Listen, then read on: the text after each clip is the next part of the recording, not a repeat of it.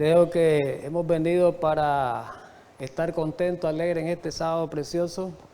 Vamos a estudiar la palabra inspirada, vamos a continuar con el tema que hemos estado estudiando o la serie que hemos estado desarrollando, que es la segunda venida de Jesús. Una serie de mucha importancia, una serie de mucha relevancia, principalmente en los tiempos que estamos viviendo. Vamos a pedir la bendición divina antes de iniciar, por favor.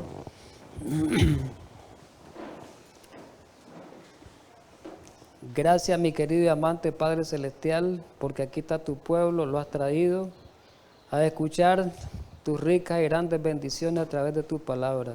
Ilumínanos en esta mañana, danos de tu espíritu para que esa palabra inspirada pueda compenetrarse en nuestra mente y nuestros corazones y podamos ser hacedores de ella. En Cristo Jesús. Amén. Muy bien, mi querido hermano, vamos a avanzar, ¿verdad?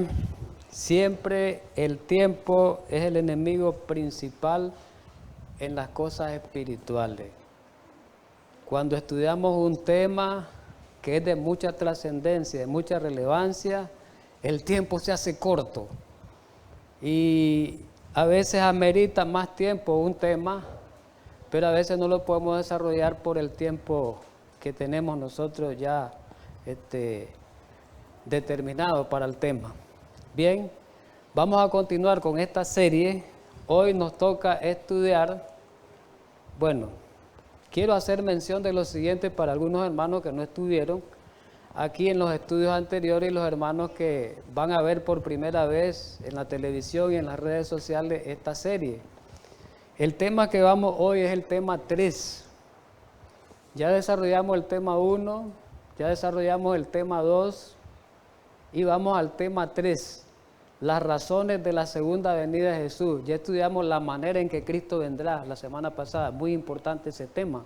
Y estudiamos la esperanza y certeza de la segunda venida de Jesús, la seguridad. Pero vamos a dar un repaso del tema anterior, como de costumbre, del tema que se llama la manera en que Cristo va a venir.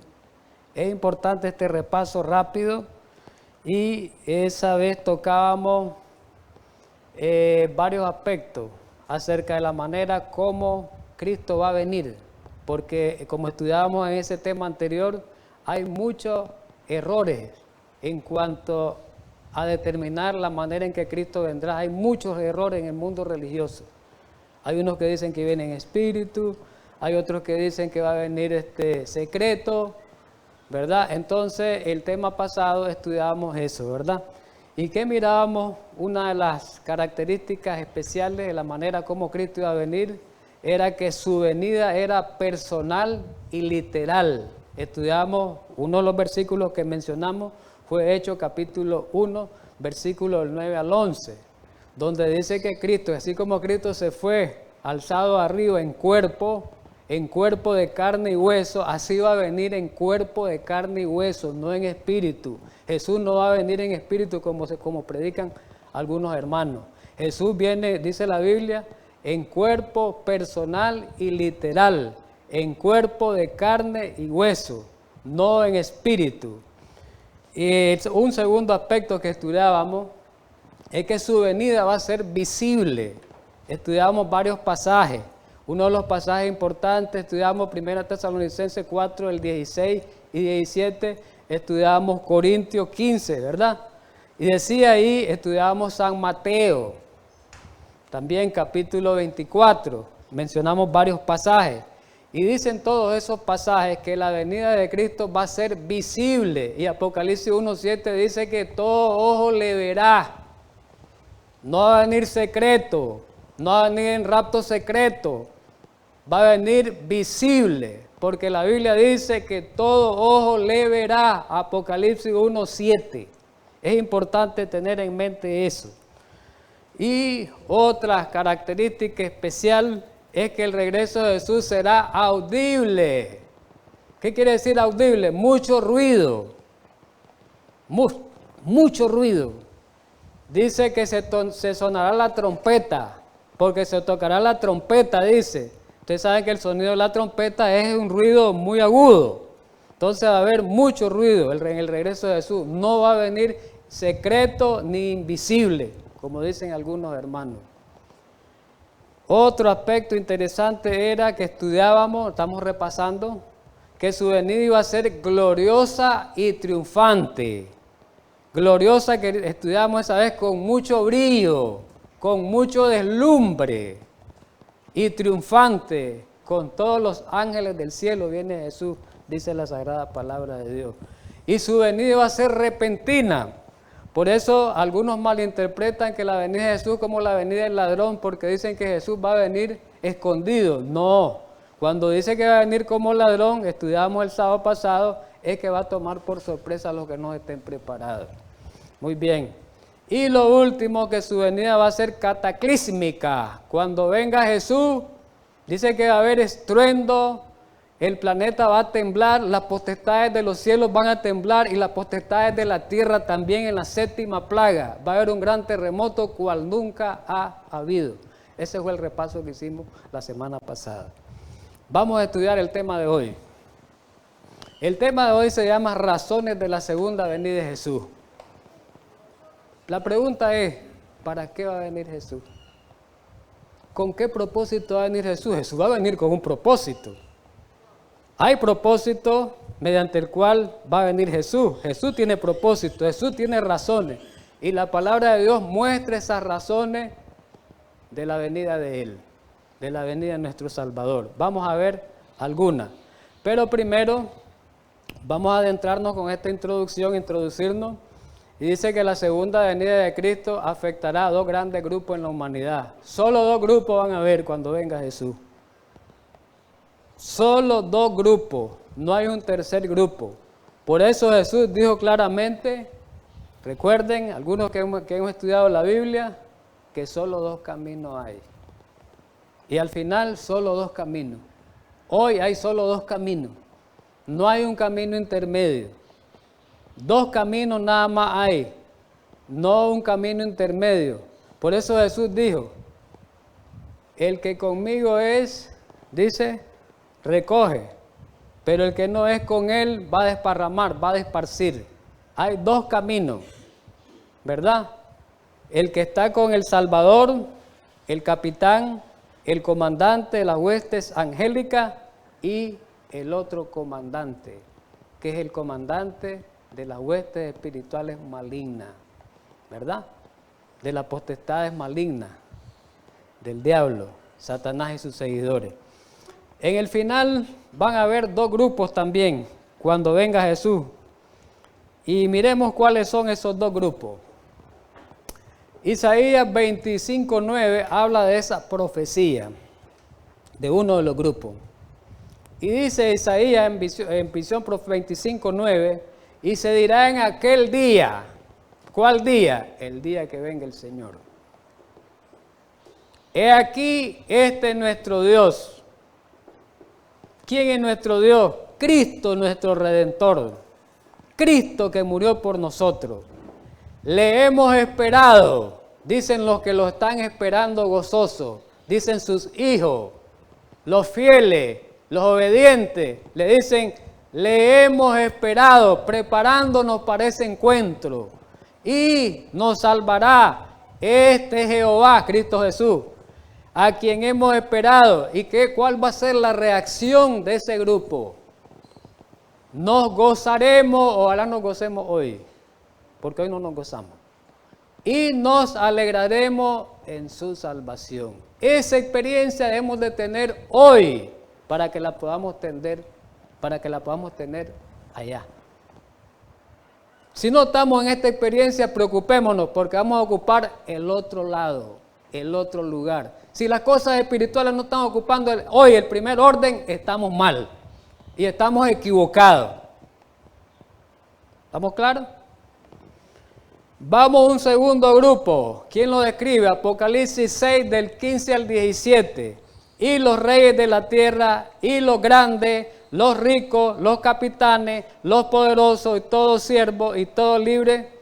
Aquí está presentando en el versículo 15 todas las categorías o las clases sociales del mundo. Y está presentando las categorías y las clases sociales, hablan de pobres, ricos, grandes, poderosos, esclavos, libres. ¿Y qué va a pasar con esos cuando venga Jesús, con ese brillo deslumbrante que viene, porque viene con gran gloria, y lo van a recibir los redimidos, con gozo, con alegría? ¿Qué va a pasar con los que están perdidos?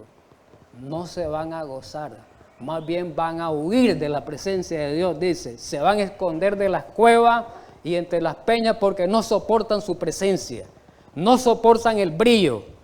Y decían los montes, decían ellos, que no lo podían ni ocultar. Y a las peñas, caed sobre nosotros, escondernos. No puedo ver ese rostro, esconderlo de aquel que está sentado sobre el trono, no lo podemos ver. Y no lo van a poder ver porque los va a matar con el resplandor de su venida, dice más adelante en el estudio. Y llega la pregunta ahí, ¿quién podrá sostenerse, el versículo 17, en pies ese día? Arrancamos con esta introducción, muy interesante. Esa es la introducción, ahora vamos a ver las razones, por qué Cristo va a venir, para qué Cristo va a venir. Aquí están todas las razones. Todas las razones están descritas, aquí vamos a ir estudiando una por una, un poco rápido por el tiempo, hermano. Desgraciadamente no tenemos un tiempo sustancial. Aquí pudiéramos pasar estudiando en este tema mucho. La primera razón por la cual va a venir Jesús es que va a juntar a los escogidos. A eso viene, juntar a los escogidos para llevárselo al cielo. ¿Estamos de acuerdo? Primera. Resucitar a los muertos justos, los que murieron en Cristo Jesús van a resucitar, los otros muertos no resucitan ahí. Traslación de los creyentes vivos, de los que vivan en ese tiempo. Transformar el cuerpo de todos los redimidos, vivos y muertos resucitados.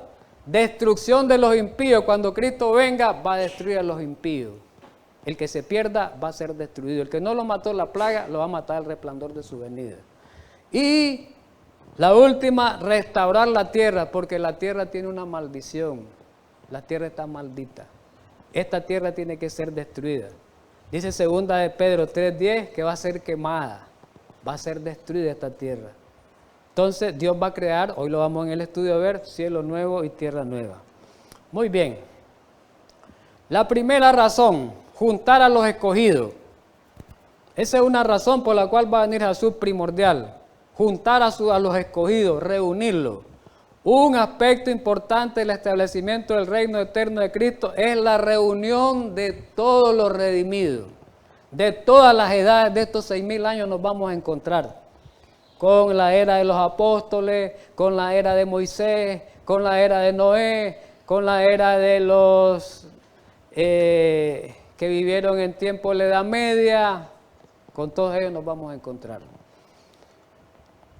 Mostremos un versículo donde diga eso. Vamos a la Biblia, estamos con la Biblia. Mateo 24:31, y enviará sus ángeles con voz de trompeta, y juntarán a sus escogidos ese día, de los 4 vientos, los 4 extremos, norte, sur, este, oeste. De un extremo de los 4, va a juntar a todos sus escogidos. ¿Estamos de acuerdo? La pregunta es, ¿dónde va a ser esa reunión? 1 Tesalonicenses 4:16 viene, dice, y 17, porque el Señor mismo con voz de mando, con voz de arcángel y con trompeta de Dios descenderá del cielo y los muertos en Cristo resucitarán primero. El 17 es clave. Luego nosotros los que vivimos, los que hayamos quedado, seremos arrebatados juntamente con ellos en las nubes para recibir al Señor. ¿A dónde? En el aire. Cristo Jesús, como estudiamos el pasado sábado, no va a pisar la tierra. Allá. Pero no en rapto secreto. No en rapto secreto. Eso ya lo discutimos, ya lo estudiamos. Ahí nos espera para trasladarnos. Eso lo vamos a ver en la otra parte. Para trasladarnos, ¿verdad? ¿Estamos de acuerdo ahí? Todos los creyentes estarán presentes en la gran reunión del advenimiento. Todos los santos resucitados, como lo mencioné, de todas las edades, como los que estén vivos, cuando Cristo vuelva, van a unirse en esa gran congregación. ¿A dónde va a ser el centro de recibimiento? En los cielos. En los cielos va a ser. En la Nueva Jerusalén. En la Nueva Jerusalén. Vamos a un banquete, vamos a una fiesta, nos van a hacer fiesta de recibimiento, banquete especial. Vamos a la cena de las bodas del Cordero. Apocalipsis 19, el 7 al 8 la describe. Creamos en esta palabra, hermano, no seamos incrédulos. Yo sé que vemos muchos que somos incrédulos, pero tenemos que creer esto porque estudiamos la semana pasada, la palabra de Dios vive y es eficaz y no falla. Gocémonos y alegrémonos, versículo 7. Démosle gloria porque han llegado las bodas del Cordero y su esposa se ha preparado. ¿Cuál es la esposa? La iglesia. ¿Cuál es el marido, el esposo? El Cordero. Él es el esposo. Y a ella, la iglesia, se le ha concedido que se vista de lino fino y resplandeciente. Porque el lino fino, ¿qué representa? Son las acciones justas de los santos. Por eso cuando vayamos al cielo, nuestro carácter tiene que ir sin mancha. Eso representa las vestiduras de lino fino, limpio y blanco. Un carácter sin mancha, un carácter sin arruga. En el juicio quedaron borrados todos los pecados que cometimos, porque el que se salve, porque se arrepintieron y fueron borrados todos los pecados. Y su nombre está en el libro de la vida. Va a ser participante de la boda del Cordero. Por eso hay una bienaventuranza, una dicha. ¿Qué es bienaventurado? La palabra dicha, felicidad, bendición a los que participen en la boda del Cordero. Hay una dicha, hay una bendición especial. Muy bien. Vamos al segundo. Vamos al segundo. Segunda razón. ¿Qué viene a hacer Jesús además de juntarse a los escogidos? Resucitar a los muertos justos. Esa es otra tarea de Jesús. Por eso, mi querido hermano, el evangelio que se predica hoy dice de que los muertos salvos van al cielo. El evangelio que se predica hoy es evangelio, un evangelio errado. Que el que muere va a la presencia de Dios, va al cielo directamente hoy, y el justo, ¿verdad? El fiel, supuestamente, y según la creencia, y el que se pierde va al infierno. Eso ya sabemos que son errores que se han cometido en el mundo religioso y hemos estudiado para corregir esos errores. Si ya están en el cielo, los justos, entonces ¿para qué va a venir Jesús? ¿Cuál es la razón de venir Jesús si algunos están en el cielo ya? Otros están en el purgatorio. Mentira. Jesús viene a resucitar a sus escogidos, a los que murieron en Él. Esa es una de las razones. Jesús lo dijo en Mateo 5, 28 y 29. No os maravilléis de esto, porque vendrá la hora cuando todos los que estén en los sepulcros oirán su voz. Y los que hicieron lo bueno saldrán a resurrección de vida. ¿Y qué más dice? Mas los que hicieron lo malo para resurrección y condenación. Este pasaje es claro. Este pasaje es claro. El que sigue, de San Juan 11, del 25 al 26. Jesús dijo claramente estas palabras: yo soy la resurrección y la vida. El que cree en mí, aunque esté muerto, vivirá. Una gran promesa, una gran esperanza. Y todo aquel que vive y cree en mí no morirá eternamente, le dice a Marta, hermana de Lázaro. ¿Crees esto, Marta? Nos dice a nosotros ahora, ¿crees esto? Entonces Jesús dice que Él es la resurrección y la vida. Y como Él es la resurrección y la vida, Él va a dar vida. Él va a dar vida. Él es el que da la vida. Entonces Él va a resucitar. Él es el que tiene el poder para resucitar, porque Él murió y resucitó. Primera de Corintios 15, 51 y 52 dice: en un momento, en un abrir y cerrar de ojos a la final trompeta, porque se tocará la trompeta y los muertos, oigamos bien, serán resucitados incorruptibles y nosotros seremos transformados. Primera Tesalonicenses 4:16 dice: porque el Señor mismo, con voz de mando, con voz de arcángel, con trompeta de Dios, descenderá del cielo y los muertos en Cristo resucitarán primero. Estos dos pasajes nos muestran que va a haber una resurrección de justos y que Dios los va a transformar. Una resurrección de justos. ¿Y quién los va a resucitar? Cristo, porque Él es la resurrección y la vida. Él es el que tiene poder para dar vida. De ahí nadie más. ¿Y por qué es importante la resurrección de Jesús? Sí, primero, la resurrección de Jesús es muy importante para nosotros, muy importante para los que morimos en Cristo Jesús, los que mueren en Cristo Jesús. Y primera de Pedro 1:3 es un texto muy claro. Y miremos lo que dice: bendito el Dios y Padre nuestro Señor Jesucristo, que según su gran de misericordia, esto que está en amarillo es importante, nos hizo renacer para una esperanza viva. Oigamos bien, esperanza viva, una promesa grande, viva, sí. ¿Y cuál es esa esperanza viva? La resurrección de Jesucristo de los muertos.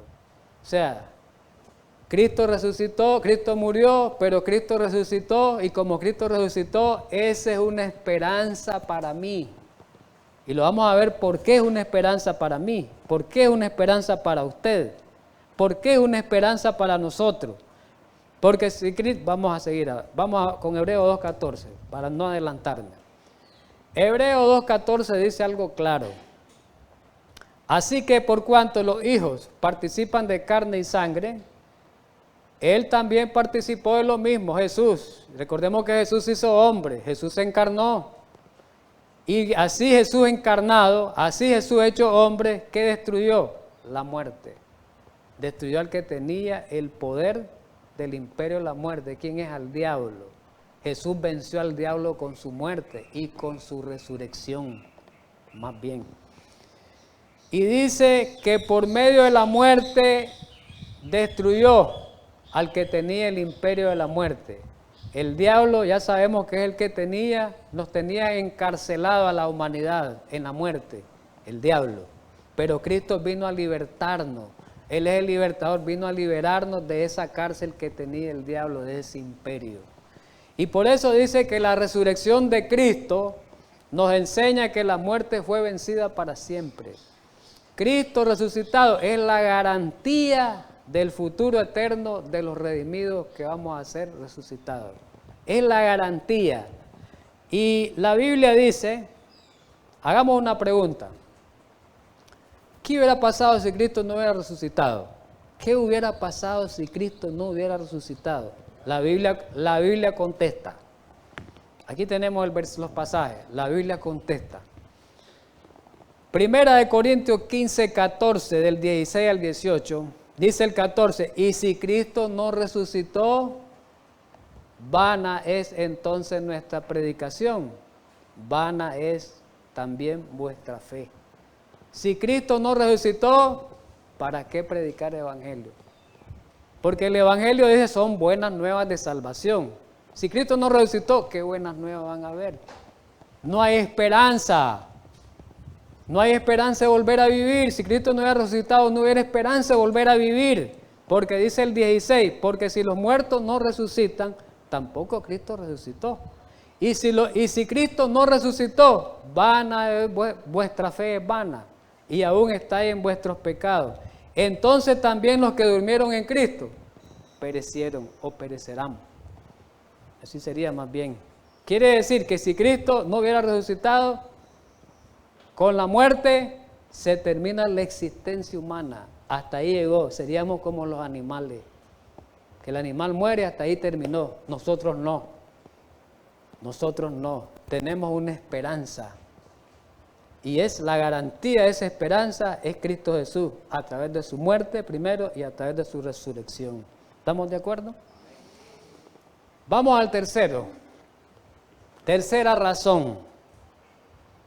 ¿Cuál es la tercera razón por la cual Cristo va a venir? Vimos la primera, viene a juntar a los redimidos y llevárselos al cielo. Primera. La segunda que acabamos de ver, ¿cuál era? Acuérdenme. ¿No me van siguiendo? La resurrección de los muertos. Vamos a la tercera, la traslación de los creyentes vivos. Correcto. Cuando Cristo venga, cuando Cristo venga, dentro de los redimidos hay dos grupos también.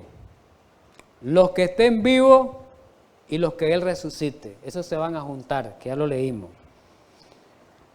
Él los resucita, este pasaje es claro, y los transforma. Al resucitarlo ya lo transforma, un nuevo cuerpo. Pero a los que estemos vivos en ese momento, los va a transformar también. ¿Sabían ustedes que van a haber algunas personas que nunca van a morir? ¿Sabían ustedes? Van a haber personas en esta vida, en esta tierra, que nunca van a ver la muerte.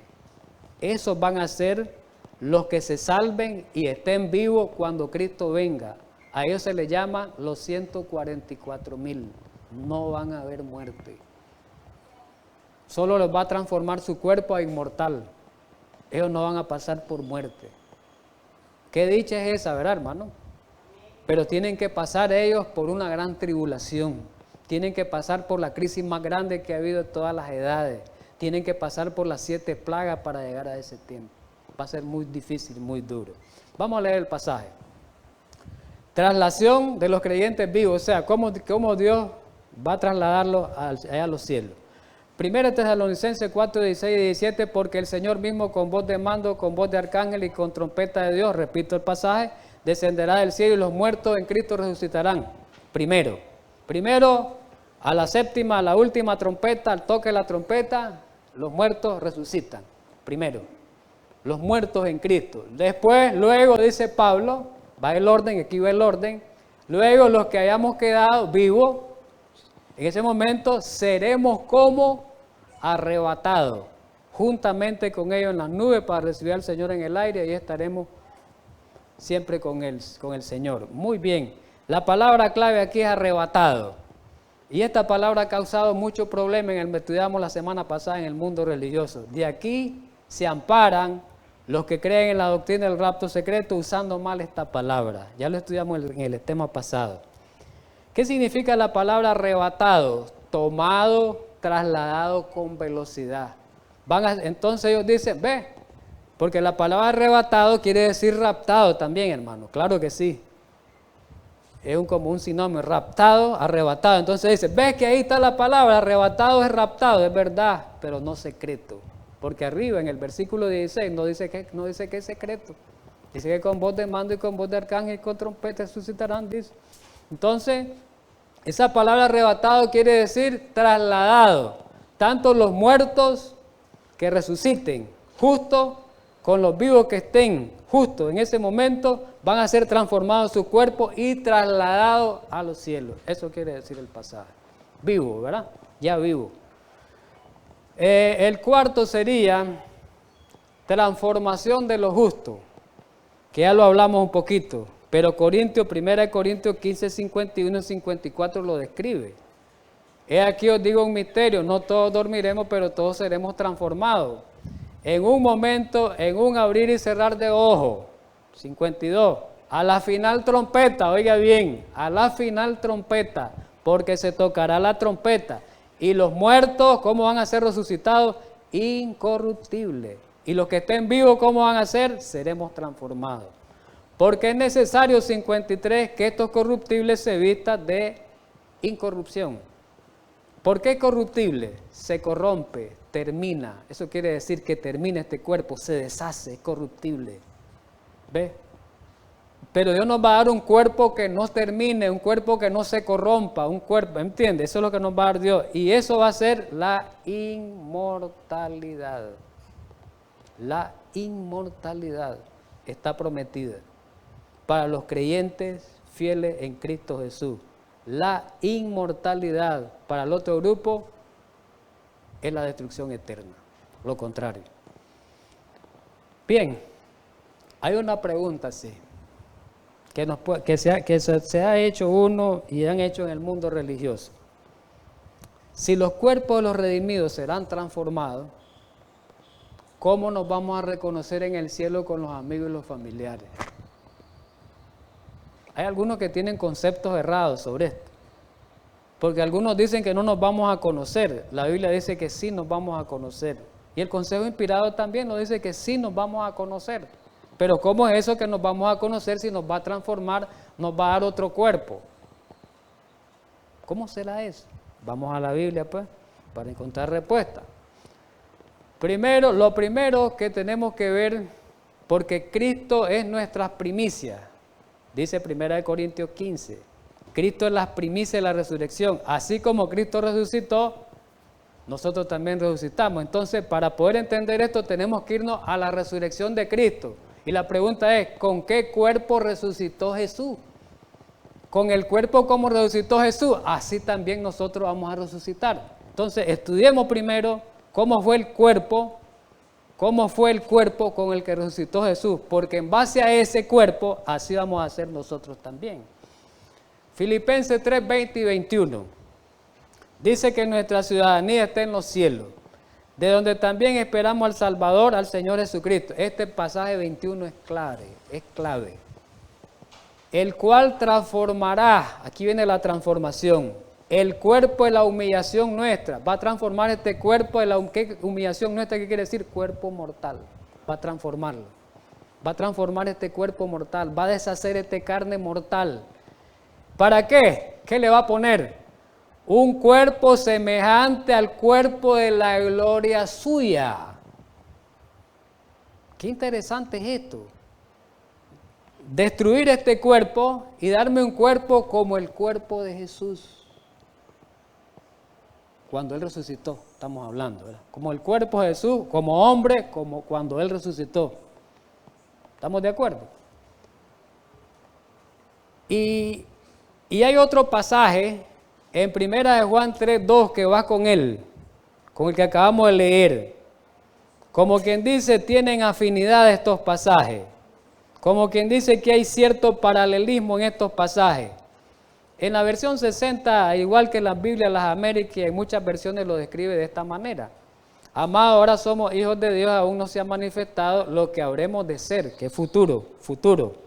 Pero sabemos que cuando Él se manifieste, ¿quién? Jesús, la segunda venida, ¿cómo seremos? Dice, semejante a Él, a Jesús. Mi cuerpo va a ser semejante al de Jesús. El cuerpo de usted si resucita va a ser semejante al de Jesús.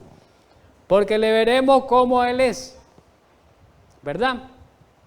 Entonces, partimos que nuestro cuerpo, ¿cómo va a ser? Como el de Jesús. Pero la pregunta es, ¿cómo fue el cuerpo de Cristo cuando resucitó? ¿Será que lo reconoció alguien? ¿Será que fue un cuerpo espiritual? Como dicen algunos, que Cristo va a venir en espíritu. No, más bien dicen unos que Cristo ya vino en espíritu en 1914, los testigos de Jehová. Y otros dicen que Cristo va a venir en cuerpo espiritual y agarran el texto de 1 Corintios 15:50. Es un texto que lo interpretan mal. Cuando dice que carne y sangre no heredarán el reino de Dios, dice ese pasaje no quiere decir eso. ¿Y cómo nos damos cuenta si Cristo resucitó en espíritu o en un cuerpo de carne? Con la Biblia. Los hechos bíblicos revelan, dan evidencia con qué cuerpo fue que resucitó Jesús. Vamos a Lucas, el incidente de Lucas 24, después de la resurrección del 39 al 40, cuando Jesús se le presentó a los discípulos después de resucitado. Miremoslo. Un poquito vamos a ver estos pasajes. Esto en la Biblia es más amplio, pero no podemos leer todos los pasajes. Le dice a los discípulos cuando Él se presenta, los discípulos, lógico, se espantaron, porque al verlo, los discípulos, cuando Él se les aparece, mirad mis manos y mis pies. ¿Qué más dice? Que yo mismo soy, dice. Miren, no se asusten. Palpad, tocad y ved. Mirad, palpad, tocad. Porque un espíritu, oiga bien, aquí este texto es clave, un espíritu no tiene carne ni hueso, como veéis que yo lo tengo. ¿Cristo vino en espíritu? A ver, ¿en espíritu vino Cristo, dice este pasaje? Vino en carne, nada más que carne, un cuerpo de carne glorificado. Glorificado. Y diciendo esto, ¿qué le mostró Jesús? Las manos y los pies. ¿Por qué le mostró las manos y los pies? Y dice en otro pasaje el costado también. No me da tiempo leerlo. Le miraron qué le ocurrió a Jesús en las manos, lo que le ocurrió en los pies con los clavos, lo que le ocurrió en el costado con la lanza. Le miraron las señales. Él es Cristo. ¿Verdad? Y Juan también habla de cuando se les presentó a los discípulos. Primero se les presentó a Marta, no me da tiempo, el versículo 20 en adelante habla de eso, pero no me da tiempo leer el incidente cuando se encontró con María, disculpe, yo dije Marta, María. Pero aquí se le aparece a los discípulos, pero dentro de esos discípulos que se le apareció no estaba Tomás. Y cuando le llegaron a Tomás a decir, mire, se nos apareció el Señor, no lo creo, le dice Tomás. Hasta que yo lo mire y lo toque, voy a creerlo. Vamos a leer el pasaje. 8 días después estaban otra vez sus discípulos dentro y con ellos Tomás, después de esa experiencia, ¿verdad? Que ellos lo miraron. No puedo leer, repito, el incidente está un poquito antes. Llegó Jesús, estando la puerta cerrada y se puso en medio y les dijo, pasa a vosotros. Y le dijo a Tomás, como Tomás no creyó, le dice, Tomás, poné tus dedos aquí, le dice. Mira mis manos, incrédulo. Y acerca tu mano, métela en mi costado todavía. No seas incrédulo, le dice, no creyente. Yo soy el Cristo resucitado, con este cuerpo de carne, nada más que glorificado. ¿Y qué dice? El consejo inspirado nos aclara más. Deseado de toda la gente, en eventos de los últimos días aparece también. La resurrección de Cristo fue una figura de la resurrección final de todos los que duermen en Él. 1 Corintios 15 lo dice. El semblante del Salvador resucitado, sus modales y su habla, su forma de hablar, eran familiares para los discípulos, su tono de voz, sus modales que hacían, el habla fue familiar para ellos. Así como Jesús resucitó de los muertos, han de resucitar los que duermen en Él. Conoceremos a nuestros amigos como los discípulos conocieron a Jesús. Pueden haber estado deformados, enfermos o desfigurados en esta vida mortal y levantarse con perfecta salud y simetría, y sin embargo en el cuerpo glorificado su identidad será perfectamente conservada. ¿Qué me dicen de eso? ¿Está demostrado que Cristo va a venir en cuerpo?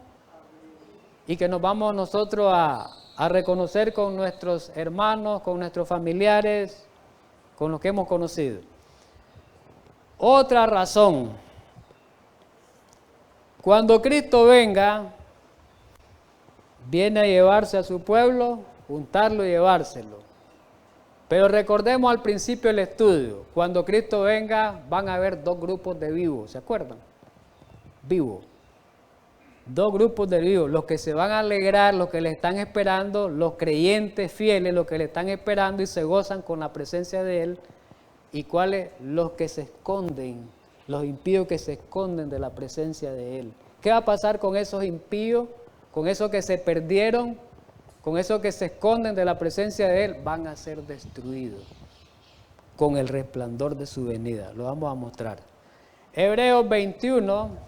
No es 21, ahí hay un error, 12, ahí corrijamos, 12:29, Hebreo no tiene 21 capítulos, 12:29, corrijamos ahí lo que van escribiendo, porque nuestro Dios es que fuego consumidor, porque alguien dice, sí, Dios es amor y misericordia, pero también es fuego consumidor, también Dios.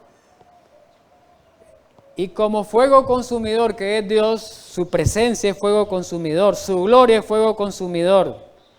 El pecador no lo puede resistir. Por eso en este cuerpo no podemos resistir la presencia de Dios porque nos mata. Para poder resistir la presencia de Dios, Dios cuando resucite le va a transformar el cuerpo para que puedan soportar la presencia. Pero como los impíos no fueron transformados, son pecadores, entonces no pueden soportar la presencia. Los destruye. La Biblia lo dice. Segunda Tesalonicenses 2:8, hablando del hombre de pecado, del inicuo, del hijo de la perdición. del sistema católico romano, del papado, ya lo hemos estudiado este pasaje, del papa en la persona y de su sistema. ¿Qué le va a pasar? Dice aquí, este pasaje, ya lo hemos estudiado. Y entonces se manifestará aquel inicuo. ¿Y qué le va a pasar a ese inicuo? La mano derecha del diablo, la bestia de Apocalipsis 13. ¿Qué le va a pasar? El Señor lo va a matar ¿con qué? Él se va a encargar al final. Al final se encarga Él. Con el espíritu de su boca, una manera figurada, ¿verdad? Y lo destruirá con el resplandor de su venida. ¿Cómo lo va a destruir? Con el fuego consumidor de su gloria, porque no lo va a poder soportar, porque es un gran pecador. Ya leímos este pasaje, vamos a leerlo completo, Apocalipsis 6 del 15 al 18, o 17 más bien, el 17. Y los reyes de la tierra y los grandes y los ricos, leíamos ese pasaje, vamos a leer el 16, y decían a los montes y a las peñas, caed sobre nosotros y esconderlo el rostro de aquel que está sentado sobre el trono de la vida del Cordero. Ya leímos este pasaje, pero lo estamos porque inserta en esta parte. Y ahí habla de quién podrá soportar la ira, quién podrá sostenerse en pie de la ira del Señor. No lo hemos leído este pasaje. Apocalipsis 19 habla en esta parte del versículo 11 en adelante, habla de la venida del Señor, de la venida de Cristo. Y dice en el 13 al 15, vamos a leer primero y después el 21. Habla de la venida de Jesús, mostrando aquí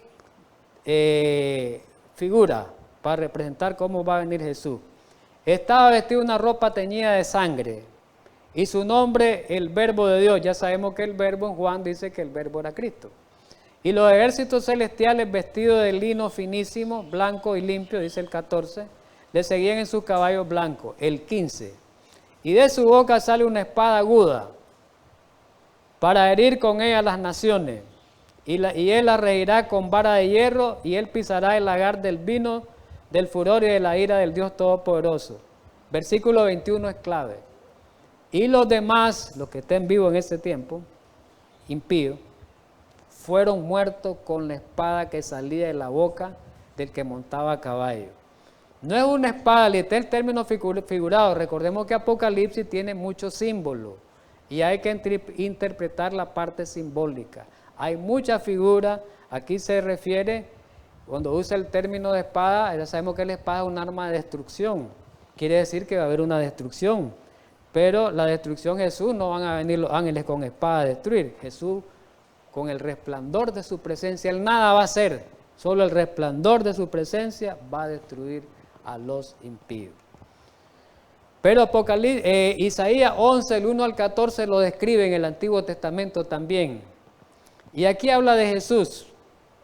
Este versículo 1 habla de Jesús. Saldrá una vara del tronco de Isaí. ¿Quién era Isaí? El padre de David. El padre de David. Y Jesús viene de la genealogía de ¿quién? ¿Descendencia de quién? De David.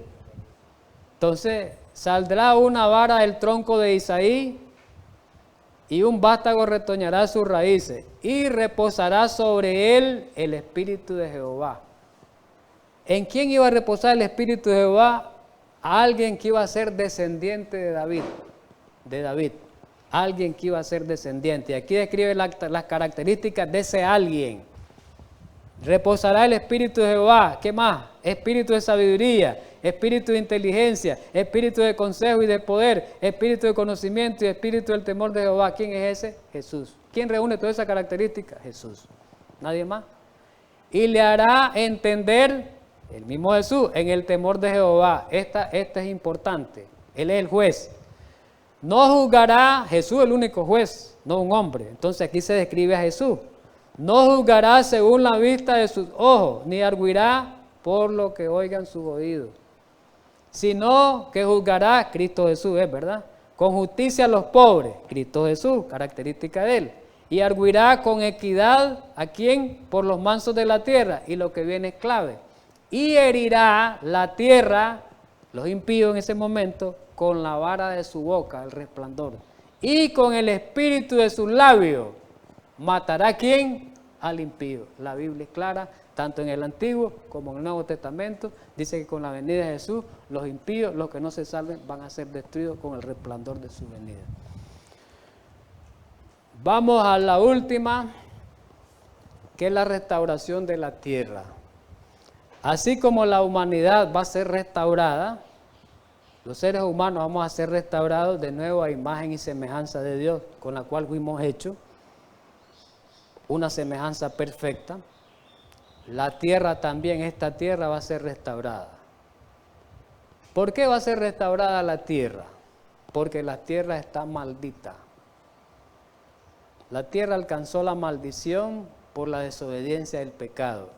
No, por eso lo he dicho en muchos temas, no nos enamoremos de este planeta, de estas tierras, ni de las cosas materiales que hay aquí.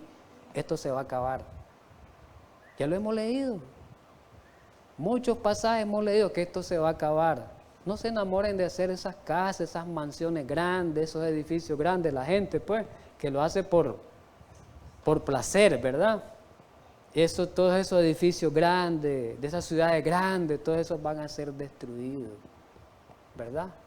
Que son, digamos, el gozo y la alegría de la gente adinerada, ¿verdad? Todas esas cosas van a ser destruidas. La tierra fue maldecida por el pecado, por la desobediencia de Adán. Aquí lo dice este pasaje, 3:17 de Génesis. Y al hombre le dijo, por cuanto obedeciste a la voz de tu mujer y comiste el árbol del que te mandé diciendo, no comerás de él, maldita será la tierra por tu causa. Con dolor comerás de ella, ¿cuántos días? Todos los días. Pero la tierra va a quedar así en ese estado, no. Va a ser libertada también la tierra. ¿Ve? La vegetación, la fauna, la flora va a ser restaurada también. Romanos 8:22, ¿qué dice? Que la tierra gime hoy. La tierra gime hoy. La tierra grita. La tierra da alarido hoy. Miremos cómo está el planeta, esta tierra destruido. Ya casi sin agua, ya no hay agua en los lugares de la tierra, el aire contaminado, destruido, la flora destruida, la fauna destruida, el oxígeno que Dios nos dio destruido, el sol calentando más y destruyendo. Todo esto está destruido y cada día va a ir más destruido, pero hay una promesa. Está dolores de parto, dice la tierra. ¿Saben ustedes lo que es dolores de parto? Pero hay una promesa para esta tierra de restauración y la describe Romanos 8, del 20 al 21. Porque la creación fue sujeta a vanidad, no por su propia voluntad, sino por causa del que la sujetó en esperanza. 21. Porque también la creación misma, oigamos bien, la tierra será libertada de la esclavitud. Va a ser libertada de la esclavitud y corrupción a la libertad gloriosa de los hijos de Dios. ¿Sabían ustedes que cuando este mundo fue creado, Adán nunca iba a ver? La primera vez que miró se asustó cuando una hoja cayó de un árbol, cuando se marchitó el primer árbol. Ese no era el plan de Dios. Eso fue por la maldición del pecado. Cuando los animales se comenzaron a matar, se comenzaron a comer unos a otros, Adán lloraba, Adán se preocupaba, porque así no fue el plan de Dios. Dice que los animales comían, ¿qué? Hierba. Hierba comían los animales. Y van a volver a ese estado, no me da tiempo de escribirlo. Isaías lo describe. La tierra va a volver de nuevo a su estado original como Dios la creó. Por eso dice la Biblia que Dios va a crear cielo nuevo y tierra nueva. Isaías 65:17 dice, porque he aquí que yo crearé nuevo cielo y nueva tierra, y de lo primero, ¿cuál es lo primero? No habrá memoria, ni más vendrá el pensamiento. Ya no va a haber memoria en los redimidos de esta tierra malsana, de esta tierra maldecida por el pecado, de esta tierra destruida, ya no va a haber memoria. Va a pasar a la historia. No nos enamoremos de esta tierra. Apocalipsis 21:1, vi un cielo nuevo y una tierra nueva, dice, porque el primer cielo y la primera tierra pasaron, ¿y qué más dice? Y el mar ya no existía más. Segunda de Pedro 3:13. Pero nosotros esperamos, según su promesa, cielo nuevo y tierra nueva, en los cuales mora la justicia. ¿La justicia de quién? De Dios. Y vamos a ir ya terminando. Pero antes de terminar, quiero dar un poquito explicación a esto que acabamos de ver. Nosotros sabemos, hermanos, por los estudios que hemos tenido, que Salmo 37, ahí hay varios pasajes que los mencionábamos en los estudios anteriores, donde dice que los justos van a heredar la tierra para siempre, pero no esta tierra. Ya sabemos que es tierra nueva, en el Salmo 37. Y Apocalipsis 20 habla de que vamos a ir al cielo. ¿Por qué vamos a ir al cielo? Pero después vamos a regresar. 1000 años vamos a estar en el cielo. Y después regresamos a esta tierra ya descontaminada del pecado, purificada, para vivir por eternidad. Y decíamos en el estudio anterior, va a venir a vivir nuestro Salvador aquí con nosotros en la tierra nueva. ¿Estamos claros? Terminando pues, mi querido hermano, mis queridos hermanos, mis queridos amigos que están viendo, ojalá que el presente mensaje te motive y anime a buscar la salvación. Ojalá que todas estas razones que hemos visto sean una esperanza para nosotros, lo que las hemos estudiado, lo que las hemos escuchado. La palabra de Dios dice en Apocalipsis 1:3 que el tiempo como está cerca. El tiempo está cerca. Ya no hay más tiempo, no hay mucho tiempo que queda. Y tenemos que aprovechar ese tiempo. En 2 Corintios 6:2 dice que ahora es el día de salvación. Hoy es el día. Hoy, por eso el salmista David lo decía y Pablo lo repite, que no endurezcamos vuestros corazones. No lo endurezcamos. Y no olvidemos, no olvides y no olvidemos que el único tiempo que tiene para salvación es el momento presente, hoy, ya que la vida puede terminar de repente en cada uno de nosotros si nos toca morir. Por lo tanto, ¿qué es lo que queda? Aprovechar las oportunidades que el cielo te da hoy. Y el cielo nos está invitando, nos está llamando. Venid a mí todos los que estáis trabajados y cargados, dice Jesús, hoy nos dice, quiero salvarte, quiero quitarte esa carga, quiero darte vida eterna, quiero darte un cuerpo inmortal, quiero darte una tierra para que vivas para eternidad, quiero darte las mansiones eternas. ¿Cuántas promesas el Salvador nos hace? Ojalá Dios quiera que podamos nosotros asirnos de esa promesa. Que tengamos un feliz sábado, mis queridos hermanos, y que Dios nos ayude para que estas palabras se compenetren en nuestra mente, en nuestro corazón. Vamos a orar, por favor.